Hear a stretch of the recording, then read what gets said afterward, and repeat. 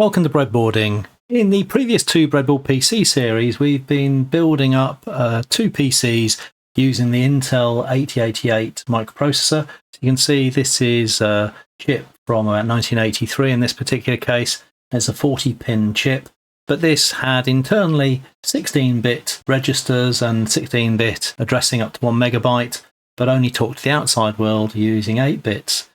Now, what I'm going to be looking at in this new series is seeing if I can build a breadboard PC based on the Intel 8386 or i386 as it later became known.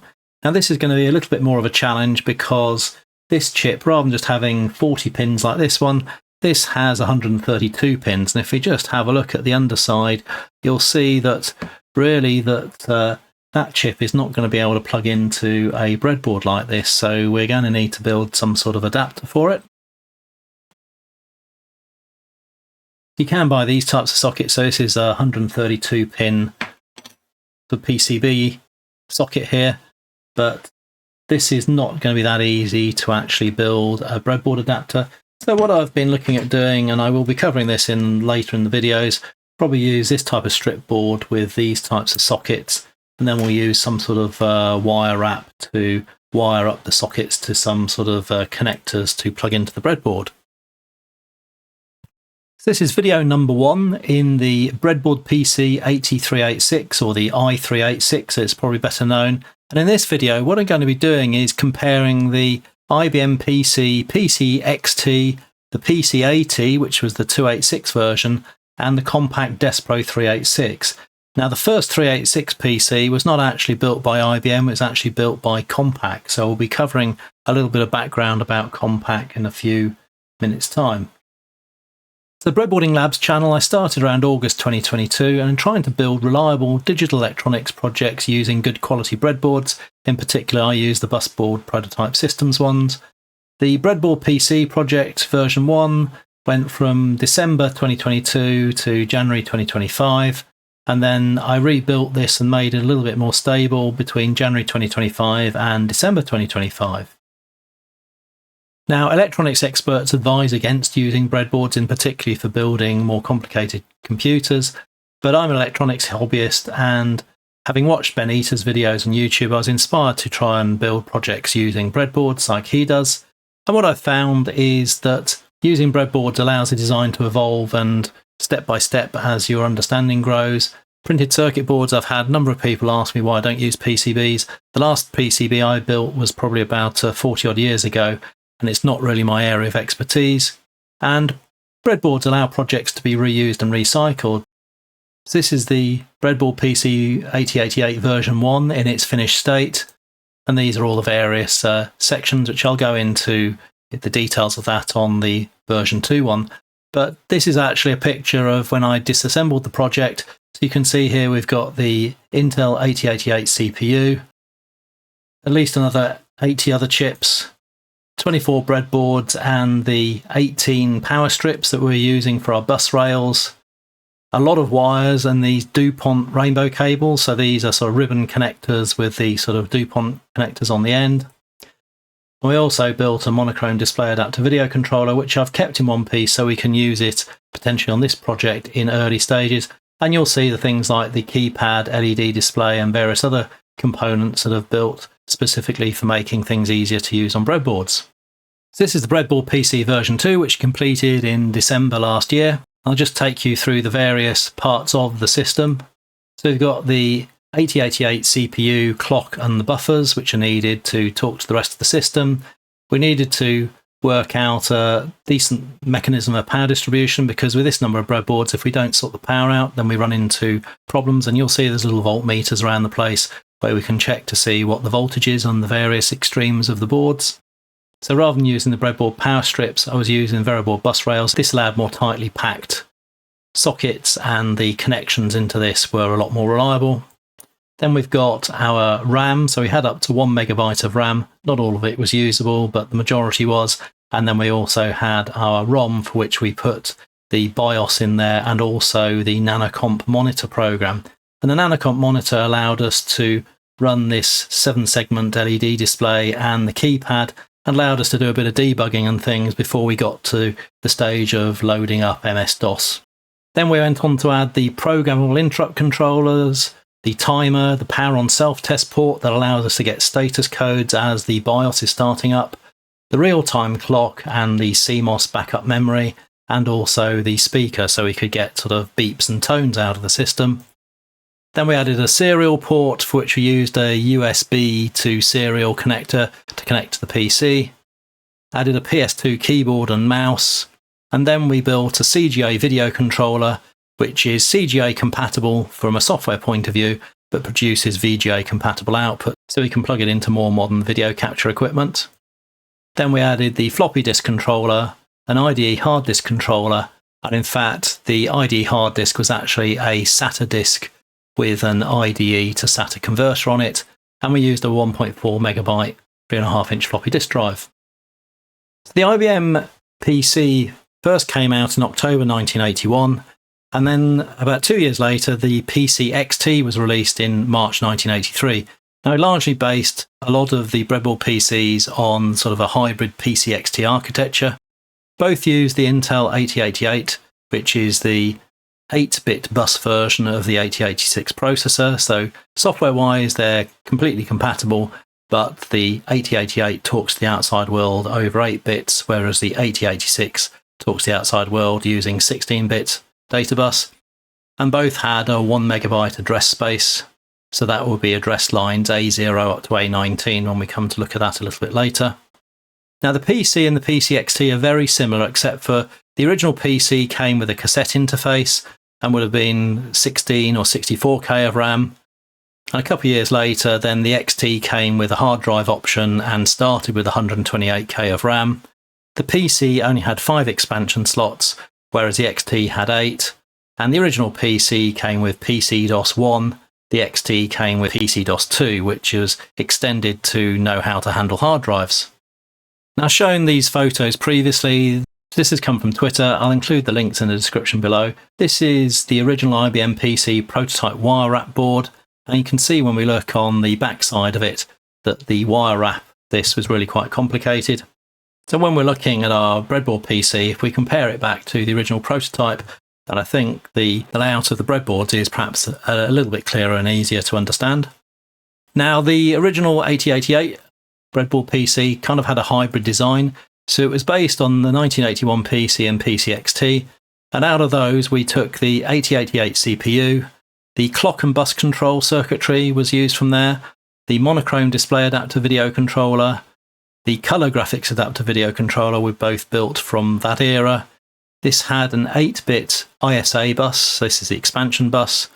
We had one timer, and in the version 2 Breadboard PC, I took the DMA out because I had problems with version 1 getting that to work. We had the parallel port B, which was used to control certain aspects of the PC, and we also had the speaker. Then, with this hybrid design, there were a couple of things that we took from the PC-AT, so the real-time clock, a faster serial port, so this 16450 compatible serial port is capable of running at faster speeds. This had dual interrupt controllers, so we could handle more interrupts, so we could handle things like a mouse and other peripherals, and also included support for a power on self-test port. So this is just a very simple buffer where we can actually get power-up sort of bytes to see at what stage the BIOS has reached and any status codes from problems with booting up. Then from the DeskPro 386, which was released in 1986, then we really just picked up the IDE hard disk and IDE controller. So the DeskPro was one of the first machines to actually use IDE hard drives. Then there's a couple of things from the IBM PS2 range, the PS2 keyboard, mouse. We did try to get the VGA video working, and we are producing VGA compatible video out of these 2 video controllers, but the VGA video is quite a bit more complicated, so we tried to use some old ISA bus VGA cards, but had a few problems with that, so hopefully during this project we'll be able to get the VGA video working. And the 3.5 inch 1.44 megabyte floppy disk drives were actually introduced around this sort of time with the PS2. Now, one of the projects that has been very useful in building the Breadboard PC is Sergei Kiselev has the XI8088, which is a kind of a PC XT hybrid. And this is the version 1 circuit diagram which I used for the two projects. There is a version 2 of this which is being enhanced a bit, which I may come to later on in the series. But there are a few things here for this hybrid that it doesn't have any dynamic RAM, it uses static RAM, so we avoid the dynamic RAM refresh complexity. It includes the PS2 keyboard and mouse controller rather than the original PC and PC XT keyboard controller, which is not compatible with modern keyboards. And it's increasingly difficult to get the older PC and PC XT compatible keyboards. There was a real-time clock, and the CMOS memory allowed the configuration to be stored in CMOS like more modern computers. The original IBM PC used an Intel 8255 parallel peripheral interface PPI, and this version simplified that with just a more simple port B, as it was known. This included dual interrupt controllers, so we had more interrupts available for things like mouse and other items. And in this particular project, although it's still only an 8-bit data bus CPU, the Xi88 included support for the 16-bit ISA bus, in particular for the higher address lines. So then the IBM PC AT, this was announced around August 1984. This used the Intel 8286, or the 286 as it became known. This had better capabilities than the original 8088, 8086, but was still a bit limited in that the protected mode and the 16 megabyte address space was an improvement, but was not fantastic. It has 16-bit data bus versus the 8-bit data bus for the 8088. And although at the original PC-AT release it had a different keyboard, the keyboard that we would come to know as a standard PC keyboard these days was announced around April 1986 and included an Intel 8042 keyboard controller. It included the real-time clock, the 16450 fast serial port, dual interrupt controllers, and the BIOS power-up self-on test on port 80, and including the 16-bit ISA bus. So you'll see that a lot of the things from the PC-AT were actually included in the Xi8088 design. And we look at the ISA bus, the C and D connectors are these 16-bit extensions to the A and B connectors which were in the original PC. So moving on to COMPAQ, there is an interesting book, Open, by Rod Canyon, who was the co-founder and first CEO. And this book really takes it through the very early stages where Rod, Jim and Bill left Texas Instruments in January 1982 and covers the sort of first 10 years or so while Rod was the CEO of the company until about October 1991. Initially, COMPAQ released the COMPAQ Portable and the Portable Plus. They then released a DeskPro 8086. So this used the full 16-bit data bus and was twice the speed of the original PC XT. They also released the COMPAQ DeskPro 286, which was 33% faster than the original PC-AT, a 286 portable version, but the thing that we're really going to be focusing on during this series is the COMPAQ DeskPro 386-16. This was the first 386 PC, and in Open it covers a lot of the background to how IBM were not really interested in working with Intel on the 386 and stuck with the 286, and how COMPAQ worked very closely with Intel and Microsoft to make the 386 a success. Later versions of the DeskPro were almost twice as fast than the early versions of the 386 PS2 versions, in that the DeskPro included some memory cache which made it much faster. And in general, COMPAQ were trying to be better technically, faster and more compatible than IBM. So in fact, when the PS2 came out, it was incompatible with a lot of hardware and also a lot of software. COMPAQ were also involved in the EISA standards, which involved them coordinating 60 hardware vendors to build the platform that has really become the PC standards as we know it today, versus the IBM microchannel architecture that was introduced in the PS2 range. And COMPAQ were bought by Hewlett-Packard around 2001, but some of the names still appear in the HP product lines. Now the DeskPro 386 was announced on the 9th of September 1986, so it's coming up to 40 years. It was the first PC to use the Intel 8386 as it was known originally. It later became branded as the i386, which is probably what we mainly know it by. And this was the first Intel 32-bit CPU. This was really trying to catch up with the Motorola 68000 series, which had a bit of a lead at that point in time. This had a 32-bit data bus versus the 286 had a 16-bit data bus and the 8-bit on the 8088. So this extended the PC XT and the PC AT, but was backwardly compatible. A lot of the focus for COMPAQ was making sure that hardware and software would still run on the COMPAQ computers. The DeskPro 386 had better compatibility than the PS2, and it also helped to define the ISA PC standards that have evolved into the computers we use today. One of the key things is the COMPAQ Technical Reference Guide. Parts 1 and 2 is a key document we'll be referencing over the coming series, and that includes all the schematics and a lot of detailed information. I'm going to be using an Intel 386 DX33, so this was released a number of years later, but hopefully we should be able to run this chip at a slightly slower speed so we can run it on breadboards. And the reason for using the 386 and for skipping the 286 really is that the 386 is needed for Windows 3.1, 95 and early Linux Slackware distributions. So I'll hopefully later on in the series get a chance to try and run Windows 3.1, 95 and even see if we can get Linux up and running. So it's worth just mentioning the PS2 Model 80. So this was the first 386 that IBM released. This was about 11 months later than the DeskPro 386. The PS2 used the Microchannel Architecture Bus, or MCA bus, and MCA required a license for other vendors to use it, so due to the patents and things used.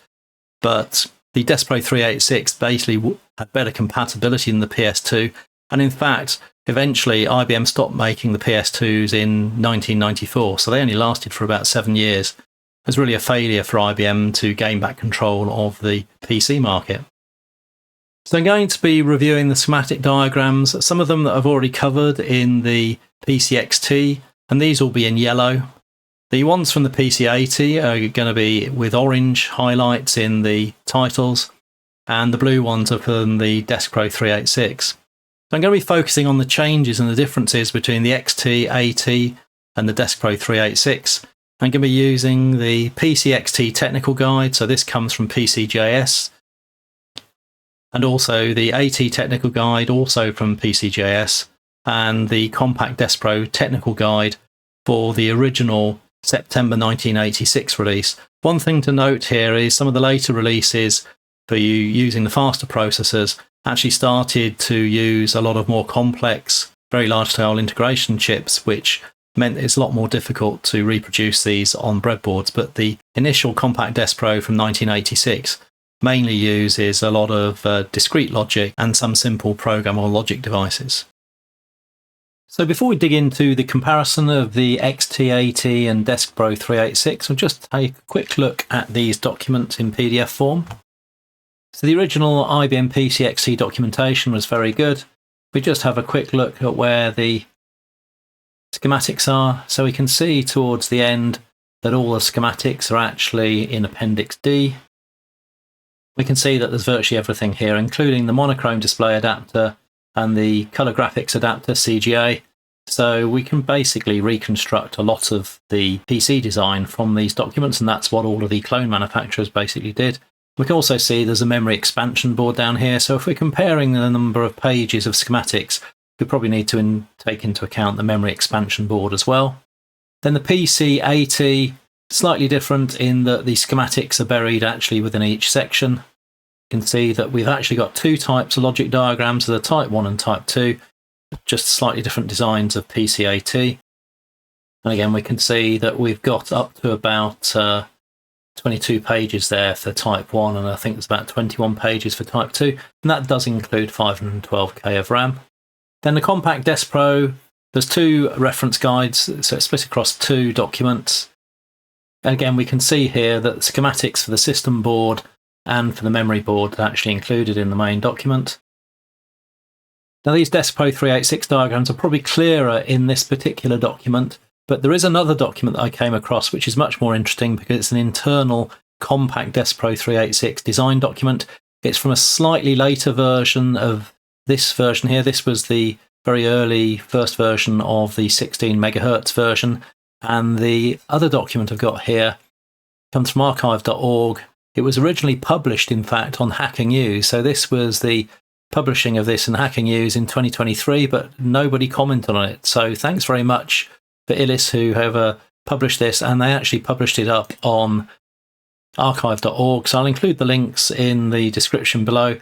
But this COMPAQ DeskPro original design specification includes an absolute goldmine of stuff. Not only does it include more accurate schematic diagrams, so they're not quite as readable, but they are actually more accurate and slightly more up-to-date, probably about 2 or 3 versions later than the original DeskPro 16. But more importantly, what it also includes is all of the timing charts here, but also it actually includes the specification for all the rules for all the programmable logic devices. So the DeskPro 386 16 MHz version was one of the last PCs to mainly have pretty much standard logic. Later versions, the DeskPro 20 upwards, had very large-scale integration chips, so virtually half of the logic was combined into one very big chip. The fact that it's actually got these PAL ASM language PLD definitions here is also going to be a great help. And there's a very detailed explanation towards the end of the document. There's lots of background detailed information on how exactly everything works, all the processor cycles and the state machine which is actually used to drive a lot of the control signals actually in the DeskPro 386. So that is a fantastic resource, and we'll be calling on this quite a lot during the project. So just to summarise that really then, the PCXT had about 10 pages of schematics for the main system, and that included a bit of RAM, probably about 64K of RAM, and then another 4 pages for the expansion RAM. The PCXT for the Type 1 board had 22 pages, which included about 512K of RAM, and the DeskPro 386 had about 12 pages for the system and about another 8 pages for the 32-bit memory expansion board. And this is the COMPAQ internal design document available on archive.org, and I'll include those links in the description below. So let's take a look at the PCXT overall design. Now, there are a few things here that we do need to explain. So in particular, the way how the address bus, so the address bus is A19 down to A0, so that's 20 address lines, gives us a 1 megabyte address space. The data bus is D7 down to 0, but there's also these other things called the XA X bus and the XD X bus, and although there isn't a very clear explanation, it would appear that a lot of the internal functions for the PC and PCXT, so things like the DMA controller, the I/O ports, the timer, the BIOS ROM, these were all on their own separate bus, perhaps because the buffers here for the main expansion bus here probably could only drive a certain number of inputs. I think each of these cards could only have a load on the bus of a maximum of, I think, 2 TTL inputs. So I suspect that this X bus was done partly to offload some of the load on the main bus buffers for these expansion connectors. We don't really have to worry too much about the dynamic RAM refresh in a lot of these cases, so I ignored the DRAM refresh because we use static RAM in a lot of the designs. But this basic design carries through into the other versions, and you'll still see that in modern PCs that some of these chips here, so the timer chips, the I/O port, port B, and the DMA controllers, and these are still emulated in most of the modern chipsets. There is some talk of removing them from future processor models. So we have the clock generator over here. The 8088 had a quite specific requirement for the clock generator, so it required actually a 1/3, 2/3 duty cycle for the processor to work. Then we would use a crystal 3 times the frequency of the main processor frequency. And in the original PC and PCXT, the frequency that was chosen here matched actually the TV frequency for the NTSC color frequency. This is in fact the NTSC color frequency, which is about 3.5 megahertz times 4. But in fact, this 14.3 megahertz signal was divided by 3 to provide the main system clock. And if you remember the original PC, that's where we got the 4.77 megahertz system clock from, which is a bit odd, but because it's actually related to the color frequency needing to drive a color TV color signal in the US. So moving on to the PC80. And again, you'll see that we've got the XA bus and the XD bus again, and that the DMA controllers and various other timers, interrupt controllers, and things like that are all actually sitting off that bus. I've highlighted in orange some of the differences. So we've got our 286 CPU there. The clock circuit was slightly different. It was slightly simpler. It only needed to be a 50% duty cycle. So from now on, generally, the crystal that drives the CPU tends to be twice the frequency of the CPU frequency. But because we've now got a 16-bit system data bus, so SD15 down to 0, then in fact there are actually some additional latched buffers here so that we can copy the upper 8 bits and the lower 8 bits between each other, because when the processor is talking to 8-bit devices, we need to be able to copy the upper 8 bits down to the lower 8 bits when reading and writing to those sorts of devices. We've also down here got a real-time clock, and in the original PC, the refreshing of dynamic RAM was actually handled by the DMA controller. The DMA channel 0 would be responsible for refreshing the dynamic RAM, whereas in the AT, then this was offloaded to separate logic. And when I was doing the Breadboard PC with the ISA bus VGA cards, I was having trouble with reliability with them, and I suspect this may be due to the lack of the memory refresh circuit on the version 2 Breadboard PC. That's something we'll be looking to add in this 386 version. And then we get to the COMPAQ DeskPro 386. So we're not going to be worrying about numeric co-processors, partly because A, I don't have any, and to be honest, I don't think in the early days that they really made a lot of difference in the early versions of Windows. And obviously from the 486 upwards, then the co-processor was built into the chip.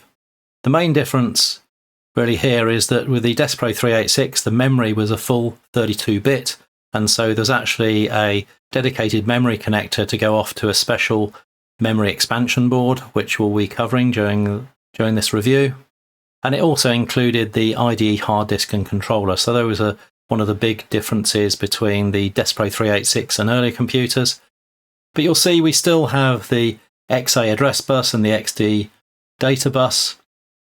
The DMA controllers, we've actually got 2 DMA controllers in the AT and in the 386, in that there's an 8-bit DMA controller and a 16-bit DMA controller. So this is able to do words, whereas this does bytes.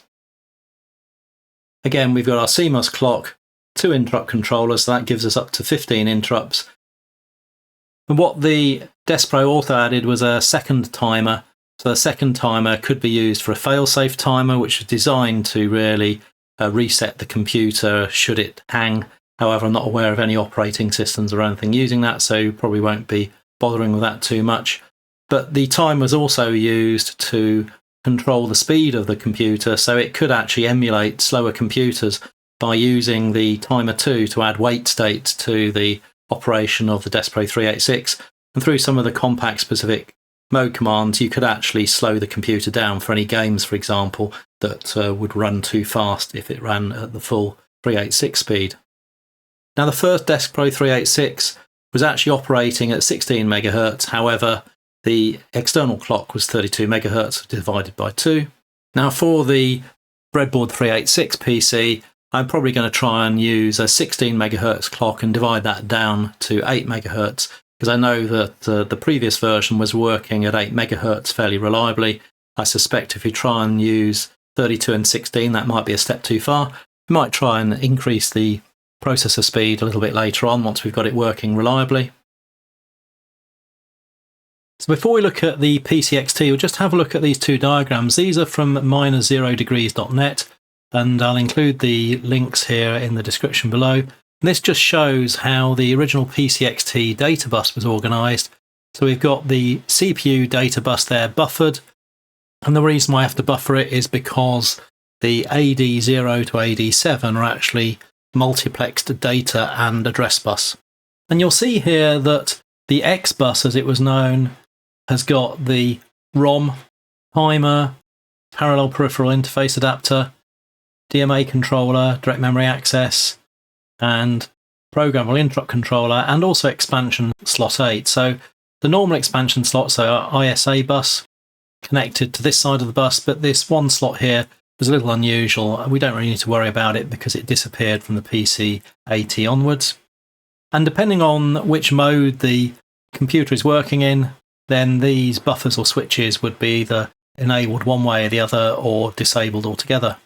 And we can see down here that the motherboard RAM in fact was connected through this part, whereas when we look at the address lines, you'll see that in fact the motherboard RAM was actually connected to the X address bus. Then the address bus indicates, obviously we've got our multiplexing of our address lines. The ROM was in fact connected directly to the address bus here. However, down here we can see that these blue items here are only active during direct memory access. So this is when the DMA controller takes over all the buses and will actually coordinate copying data, for example, from a floppy disk controller, for example, to RAM. But you'll also notice here that in fact, although the RAM was connected to the main data bus, that in fact the RAM here is actually connected to the X bus. So the X bus data and X bus address can be a little confusing, and I suspect the reason why it came about was because each of these expansion slots was allowed up to 2 TTL loads. I suspect that the buffer chips couldn't drive all of the chips over here and the expansion slots all at the same time. So this is the PCXT system board. Now, this single diagram here actually covers quite a few diagrams for the PC80 and the 386. So this is the Intel 8088 processor. We've got the clock controller here that actually takes our 14.3 megahertz clock, which is kind of a multiple of the American NTSC color frequency, which is about 3.5 megahertz. And this was then divided by 3 to produce the 3367 duty cycle needed for the processor. There was also a slot here for a Matco processor. We've also got the interrupt controller here, which we're going to come to on the other schematics a bit later on. We've got a bus controller here, which takes some of these signals from the processor and converts them into the I/O read and write signals and the memory read and write signals. And then we've got various buffers and latches. So the address lines here are actually latched on the address latch enable signal, and the data bus is got this buffer here with the direction controlled by some of the signals coming out the bus controller. All of this logic on this one page is actually split over multiple pages for the PC80 and the 386. So this is the PC80 CPU board. So we can see we've got the 286 processor here, clock controller, which is using sort of 12/6 megahertz CPU clock. And there's also something here which we'll come to also for the 386. For programs that were making the assumption that they only had 1 megabyte of RAM, then they wouldn't necessarily work on the PC80 and higher computers. And so the A20 address line had the facility to be disabled. So there was a pin on the keyboard controller that we could actually disable the A20 address line. And so you'll sometimes see in the HIMEM.sys DOS driver that there will be things relating to the A20 gate handling. It's all to do with different PCs had different mechanisms of enabling and disabling this. And you'll see here that this signal here will come to when we look at the keyboard a little bit later on. And we won't be worrying about Matco processors for the moment. Then we've got the bus controller here, and there are a couple of data bus related things here. So the key thing here is we've actually got a 16-bit data bus, so D0 to D7, D8 to D15. And there are various chips and things to do with latching and buffering the various signals in here in particular, so that the 8-bit devices could actually talk to 16-bit data and vice versa. Then we've got our address latches. So you'll see that we've got our system address 19 down to 0, but we've also got this LA, so this is latchable address. And so where we added the extra 16 megabyte address range, so the basic PC only included address lines up to A19, but in fact for the PC80 and upwards, then we added above 19, we've got 20, 21, 22 and 23. This gives us 16 megabytes address range. And in fact, these, rather than being latched in the way that these ones were, so that memory boards and things like that could perhaps have a few more nanoseconds to decode things, and these were just buffered straight through. It meant there was a few more things you had to worry about in decoding these, but hopefully these signals would be available a little bit earlier. And there's another thing here, system bus high enable. This just tells devices that the upper 8 bits of the data bus has actually got the valid data on it. There's a few other things down here to do with the converting the lower and higher bytes of the data bus, which we'll come to a little bit later on. Then we've got some more logic here to do with the 8 to 16-bit data conversion, the converter signals coming out of here. These are some of the buffers that are actually buffering the data between the 0 to 7 and 8 to 15 here. This is the X-bus data bus buffer, and we've also got some I/O decoding for the things like the DMA interrupt controllers, etc. And this is the CPU board for the DeskPro 386. You can see this is the 838616. So although this has a clock speed of 16 megahertz, it actually needs to be fed by a 32 megahertz oscillator here. Now, the diagrams that you'll see in the original DeskPro technical guide were a bit earlier than this one. This one was a couple of months after that. And in fact, I think they got rid of the Intel clock controller chip, the 82384, and they replaced it with these other chips here. So in particular, they've got a 32 megahertz oscillator chip here and a CMOS driver into the CPU here, because the voltage requirement for the clock signal here wouldn't be satisfied by normal TTL logic. You'll also notice that some of the chips here are not LS or ALS logic. They're actually the F series, which is a bit faster. They tend to be high current. They need a lot of power, but they are typically quite a bit faster. And over here, you can see this chip over here is doing our A20 low address handling for providing sort of 1 megabyte programs compatibility. Now, the main thing about the 386 is it supports 32-bit RAM directly. So this means that we've got 32 bits, which is 4 bytes that it can actually read in parallel. So what you'll notice down here is that the address lines don't go down to A1 and A0, but in fact what we've got is the byte enable 0, 1, 2 and 3. So what that basically means is that's the lowest byte, the bits 8 to 15, 16 to 23, then 24 to 31. So we'd have to do a little bit of messing around to get the A0 and A1 signals. And what we've got here is the processor data 0 to 31 and the processor address to 23. So because we only got a 16 megabyte address range, we don't generally need to worry about anything above that. But when talking to the memory board, we do need to take into account the A31 is actually used. Address 31 is used for some purposes I'll talk about in a few minutes. So then on this next page, we've actually got the address bus buffering. So you can see we've got our system address 19 down to 2. We've got, rather than these are latches for these address lines here, but this one here is just a buffer. So we've got our LA17 up to 23, which is just buffered. The LA20 is coming from that other thing we looked at on the other page there. Now, one of the other key things here is that these are programmable logic devices. They're the 16V8s, so ATF 16V8s would be equivalent. This one I think is a 20V8 as well. And one of the key things about the document this has come from is that it includes all of the PLD rules. So it's in an old language, PAL-ASM, but I have been able to convert those into the WinCUPL syntax. So hopefully we should be able to make use of these. There's a lot of complexity in these. You'll also see that depending on when the bus is actually controlled by the CPU or by the DMA controller, there's a few buffers here which are necessary to feed some of the DMA signals back to the processor data and address bus, because those are connected directly to the 32-bit memory board. And similarly, there's some decoding here for the system address 0 and 1 to the byte enable 0 to 3 and vice versa. Then this is the data bus latches and control. So this is where the logic within the DeskPro 386, so a lot of these PLDs down here are all to do with controlling when the CPU is accessing 32-bit data, 16-bit data and 8-bit data. And in particular, this will also handle things like allowing the byte 3 of the data to be copied down onto the lower byte for an 8-bit device, for example. So these buffers and latches here are all part of making the 32-bit data work with the legacy devices. And this happens to be the buffer for the X bus data. And there's another buffer here which is used for copying data between the lower byte and the upper byte in the lower 16 bits of memory.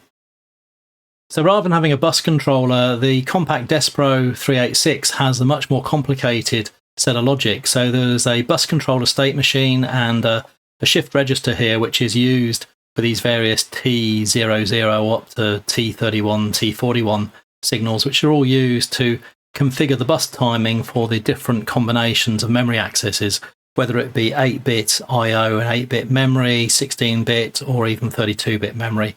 So this area is going to be quite a complicated area to get right. However, because we got the PLD rules for these, and hopefully that should make things a bit simpler.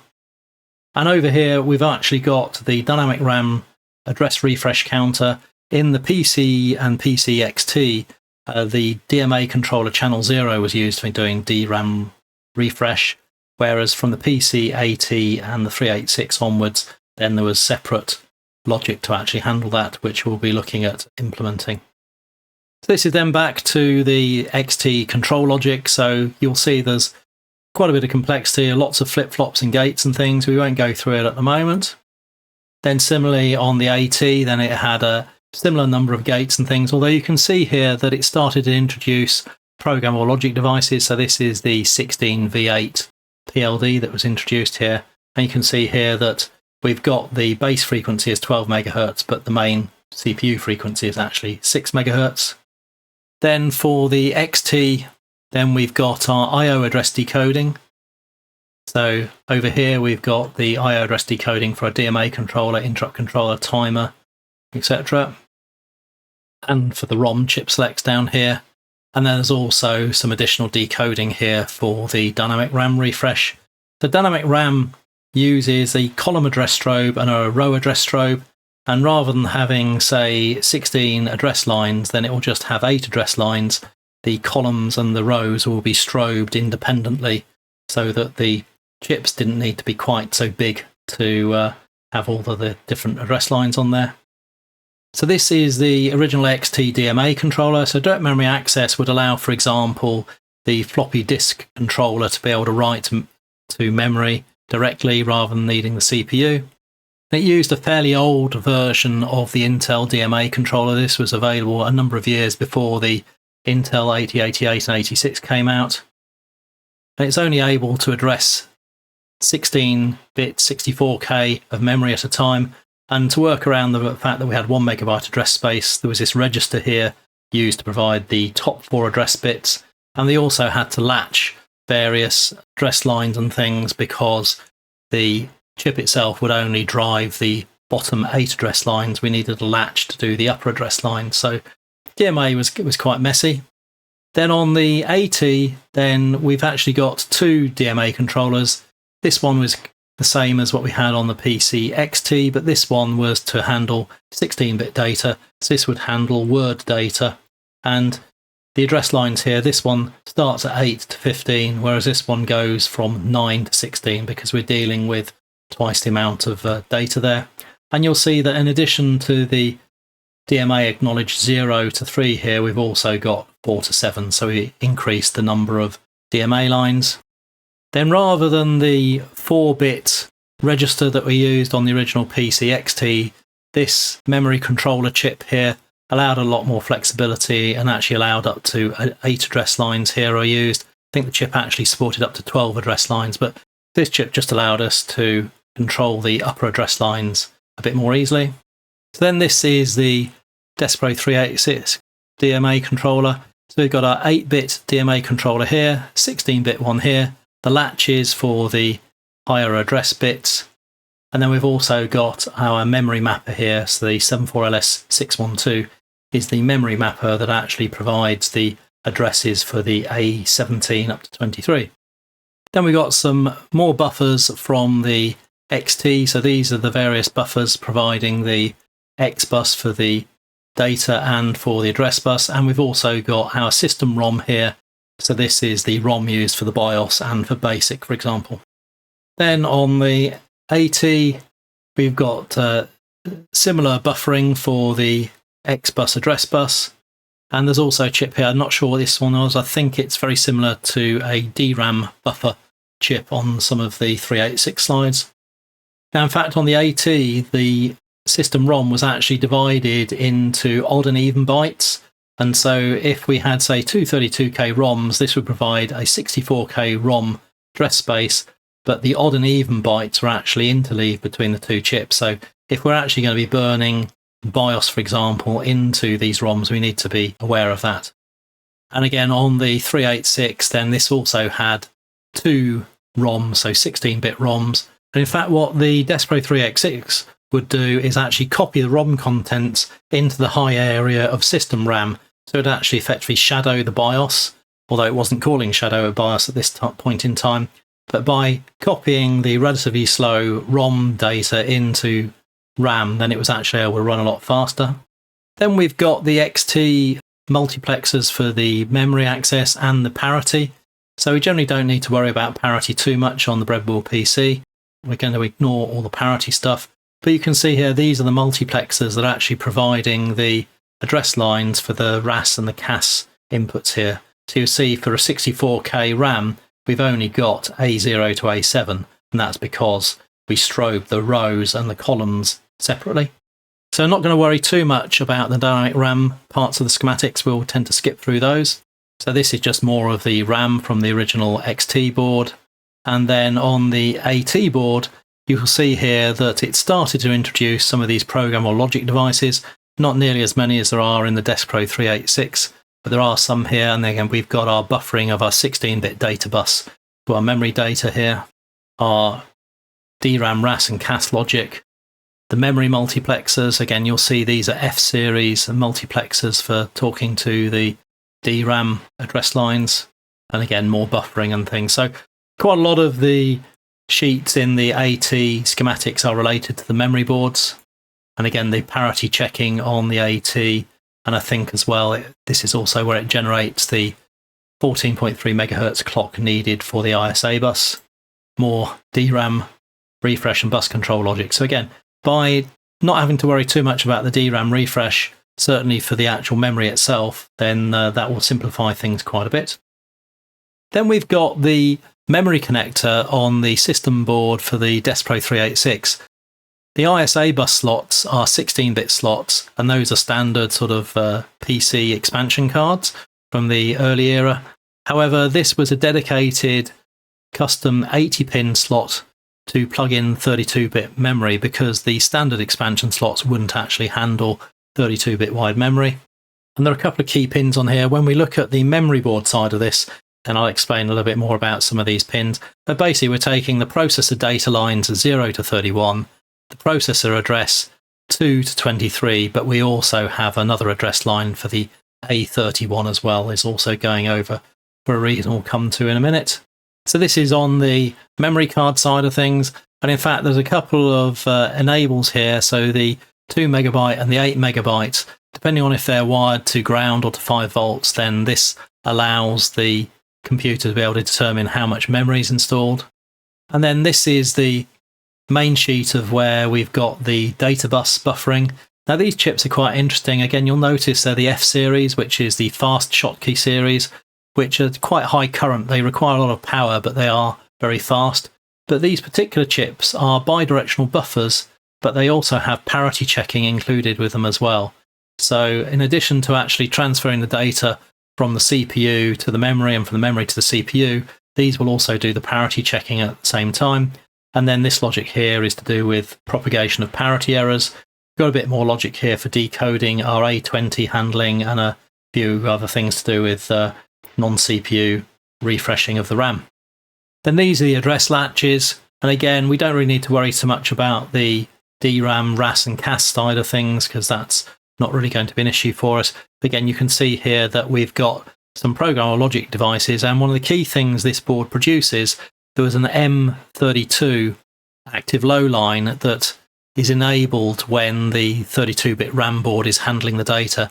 And the main system board needs to know when the 32-bit expansion memory board is actually handling the data so it can turn certain things off. We've got various configuration jumpers and things here to determine how the memory is configured. So we're probably going to be going for 640K lower DOS memory, 124K expanded memory, and then some of the other memory is going to be allocated for the shadowing of the ROM. So this is the schematic that shows where the system memory board register is. So you'll see here that the A31 address bit is actually decoded here. So you see that this is the sort of 2 gigabytes is where this actually starts from. And this register basically controls whether or not we're relocating the ROM or the EPROM into the upper area of RAM, and also whether or not we're going to write protect the RAM at that memory location, or if it's set to 1, then it's not write protected, so that during the initialization we'll need to copy the ROM data into the RAM. This is necessary to understand here in the BIOS to know how to shadow that. And the memory map register can also be used to read the parity status as well. Again, we're not going to worry too much about parity. So you'll see here that the bit 0 is the shadowing the ROM, and bit 1 is the write protecting the shadow copy of the ROM. Then we've got lots of sheets of memory expansion. So because this board could have between 2 to 10 megabytes of memory, then generally you have one row which would already be soldered in, and there'll be an empty row of sockets, so you could actually expand this as time and money allowed. And you'll see there's a very similar chip to the one I had a question mark on. This is a 74 ALS 29827. This is a 10-bit buffer and driver. So this, I think, was used for driving the DRAM signals, and in particular doing the address lines and some of the control lines as well here for the write enable and A0. You'll see down here that there are similar sheets. 5, 6, 7, 8 have similar configurations for slightly different combinations of the RAS and CAS select signals. So then there's a few things we need to go back to the XT just to finish off. So we've got the XT timer here, and the timer is also producing a signal here to initiate the DMA request channel 0 for refreshing the system RAM. So the dynamic RAM refresh there. Then on the PC80, we've actually got dual interrupt controllers. So on the original PC XT, if you remember, the interrupt controller was on the left-hand side of the main processor board, and that did interrupts of 0 to 7. This adds another interrupt controller which is cascaded off this that supports interrupts 8 up to 15. So that gives us enough to be able to handle network cards and mouse and things like that. Then the XT keyboard interface was actually using this parallel peripheral interface. An Intel 8255 chip, I think, had port A, B and C on here, and the keyboard interface over here used this shift register and a clock signal coming in here, and used some of the control lines on this parallel port interface here. There's also the dip switches for doing the configuration of memory and various other things like that. And you'll see here, these are the various things, whether the Masco processor is installed, a few other things like that to do with the speaker data. Then this is the AT version. So that parallel port interface was actually replaced by 2 simple chips. The port B was basically just a flip-flop and a buffer. The keyboard logic was handled by an Intel 8042 custom keyboard controller, and that's been replaced in later projects with our PS2 compatible VIA keyboard controller. And you'll see here the A20 gate here on, I think it was port 2 pin 1. This is the thing that's used to control the A20 gate handling. This is then our 386 version. So you can see here we've got our programmable interrupt controller and our second programmable interrupt controller. We've got our port B flip-flops and port B buffer here. There were some handwritten changes to the second timer here. I think the second timer here is what does the wait states for variable speed control. And we can see over here on our 8042 keyboard controller, we've also got our low A20 control line. I think there's also some things here to control if we're using the monochrome display adapter or CGA adapter for our video card as well. So this is then the XT ISA bus connector. So you'll see here we've actually got 7 standard connectors, and then there's this socket 8.